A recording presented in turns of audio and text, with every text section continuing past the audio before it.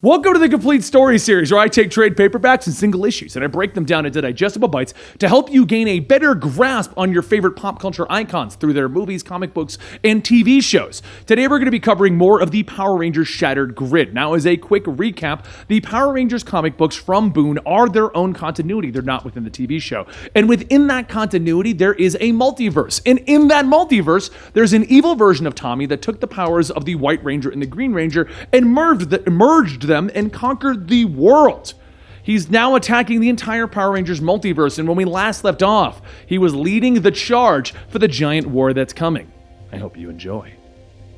In our last video, the Rangers' worst fears came to life with the realization that Tommy Oliver was, in fact, dead, killed by the hands of the otherworldly self, Lord Drakkon. With the help of Jen Scott, a displaced Time Ranger, and Dr. K, a woman from a fractured timeline, the Rangers set out to try and combat Drakkon and his ability to strip powers. After getting another transmission from the Zack of Drakkon's world, Jason decided to split the groups up to each take on different tasks, hoping to finally stop Drakkon. In deep space, Kim and Jen are sent out to look for signals sent out by the Rangers in different timelines to try and bring them back to their aid in the fight. As Kim flies the pterodactyl Zord, Jen grows in pain, and Kim asks what's wrong. Jen tells her it's nothing serious, just a headache, and that's to be expected with time travel. Her body is just coming to terms with the temporal paradox of being here.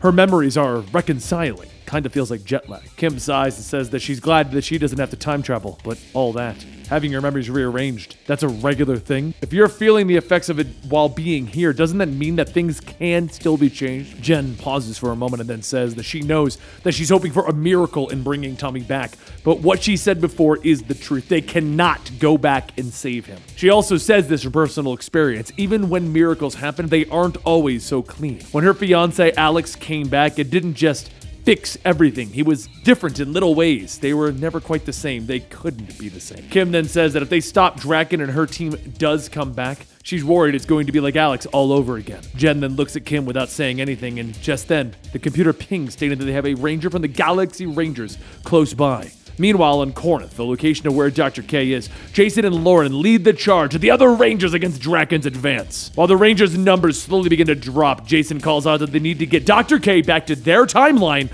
so that she can help the other Rangers fight back against the Dragon Cannons. One of the Rangers out in the field asks Dr. K if she hears that because they're clearing a path for her.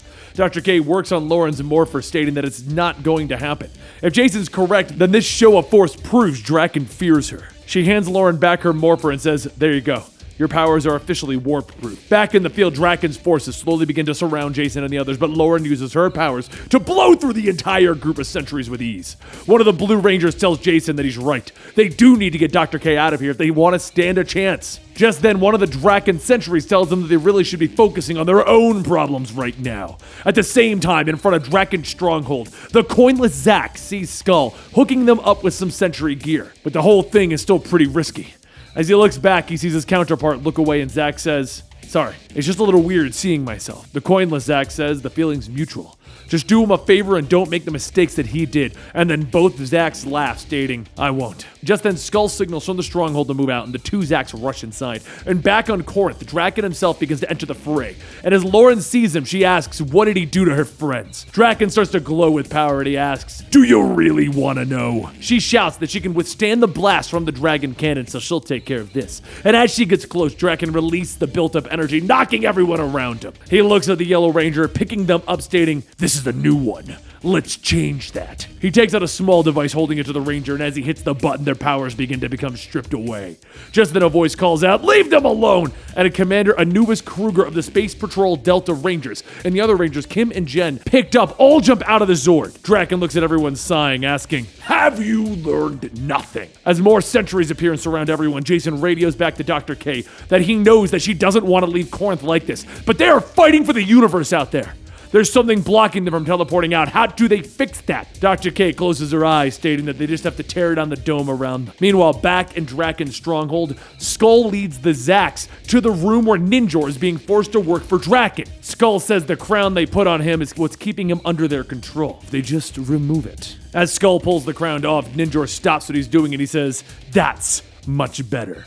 The coinless Zack tells him that he knows that this is not the same Ninjor that they know, but it's good to see an old friend again. Just then Finster 5 shouts, "There! They're the spies! Take them!" Zack grabs his gun, yelling that they're not letting them, but before he can pull the trigger, the coinless Zack runs up, shoving him out of the way, and is shot in Zack's place. Skull charges into the group, telling the others to leave. He'll take care of this. And soon the walls protecting Corinth are broken, giving Jason and everyone else a means of escape. Dr. K looks up at the shattered dome, asking what has she done, and Jason tells her, "You gave reality a fighting chance." Outside of Drakkon's stronghold, Zack returns with only Ninjor at his side, and the coinless Trini asks where are the others. So Zack doesn't say anything. After getting away, Billy holds the coinless Trini, stating that he promises that his death will not be in vain. They will stop Drakkon from destroying the Power Rangers. Ninjor then asks, "Is that what you think? Lord Drakkon is not using the power of the Morphin Grid to conquer the Rangers. He is conquering the Rangers so that he may get inside the Morphin Grid itself." Shortly after that, all of the collected Rangers meet back in the Pocket Dimension connected to the command center to discuss their next course of action. Jen says that the cracks in the grid are spreading and will soon be the same thing that they saw in her time. If he continues his path, he will break reality. Ninjor then explains that Lord Drakkon is attempting to amass a power so that he may access the heart of the Morphin Grid itself. One of the Rangers asks if that's even possible, and Zordon says, "In theory, yes, but no one has ever accomplished such a thing." Ninjor goes on stating that each Ranger team connects to the grid in slightly different ways. With so many access points, Drakkon is increasing his resonance within the grid. However, while this puts a strain on the grid, this too does grow his forces. They are weakening the barriers between the dimensions and the worlds via this. On the projection table, a holographic tower appears, and the coinless Trini then says that that tower is what is allowing Drakkon to split the powers of their extra morphers to his armies. Jason then steps forward, stating that their plan is simple. They march on Drakkon's tower, and they bring it down with the help of Dr. K and Grace Sterling. Just then, there's a loud "Coom" coming from outside, and everyone rushes out to find out what's going on, to find the Red Ranger crash landing on the command center's doorstep. He stumbles out, stating that he knows where Drakkon is keeping the survivors. Back with Drakkon, he looks at the removed mind control crown as the Red Sentry says that for one of their own to turn on them like this is unfathomable. Drakkon says, "Is that the word you wish to use? Because that implies incompetence. Are you saying that you're incompetent?" Before Drakkon could go on, Skull says, "Oh wait, I know this one. The key to beating you and bringing down this godforsaken nightmare is..." But before he could finish, Drakkon hits him to the ground, telling him, "You be quiet! Even though it cost you everything, you truly believe that you've done the right thing." Skull tells him, "Damn right I do!" And Drakkon smiles, telling him, "I admire that." Just then there's a snap, and Skull's body falls to the ground. Drakkon tells the Red Sentry commander, "You're relieved of your duties. Take him down below." The commander shouts for them to wait, but the others grab him and they drag him off. As everyone leaves the room, Finster 5 says that he believes that they have found their Ranger Slayer. When her energy signature disappeared, he feared the worst. It appears that she is in the past, before the fracture points. Drakkon tells him to ready the crystal. They must return her immediately. Finster 5 says that he's afraid that that's not possible. She's further back before the timeline broke. However, they could create a portal to speak with her, though it won't last long. Drakkon tells him, "Do it." And the portal opens up, and Drakkon's Pink Ranger Slayer appears with Drakkon calling out, "I've been searching for you." The Ranger looks back, stating, "Finster 5 sent me on a mission to save him, but the Rangers of this time are foolish. It was my intention to use their trust to find a way to return to your side." And Finster 5 looks at her and he quietly says, "There's something different. She's morphed, but she doesn't have her bow." Drakkon hears this and then asks, "Where is your bow?" Your mind is clear once again. Disappointing. The Ranger takes off her helmet, stating that when she returns, she will kill him. And Drakkon asks, "If I believed that, would I have let you live? You can do nothing." As the portal closes, Drakkon says, "Goodbye, Kimberly. I will miss you." He then looks back at Finster 5, stating, "We need to move quickly. We can't risk her doing." But just then he falls to his knees and Finster 5 runs over, stating, "Your body is being torn apart. The strain from so many different power signatures." Drakkon pushes him back, telling him, "They have Ninjor, which means we must assume that they know what I'm up to. We must move quickly to amass the other morphers." Finster 5 says that without Ninjor's help, I'm afraid the strain would. But Drakkon then tells him, "I just need to hold on long enough to finish what's been done." Back with Jason and the others, Jason walks up to Grace while she's working, stating, "I wasn't sure that you would come." Grace laughs, telling him that reality's at risk. It seemed pretty important. She wasn't sure that he would call. And Jason says, "Well, reality's at risk. And well, Zordon said something to me. Before everything was Saba, you said that one day I would know what it means to make the wrong decision for the right reason. I didn't really understand what you meant back then, But now, I have a pretty good idea. Just then, some of the other Rangers asked, do they really think they can pull this rescue mission off? Are they even going to have room? Grace smiles, stating that she may have something that can help them serve as a base, and then projects a small image of a space base. One of the Rangers asks, you're the one who built Terra Venture? And Grace says, is that what it's being called? Alpha Phi then says, speaking of Rangers, when the barriers weakened, the other Rangers were finally able to answer Zordon's call.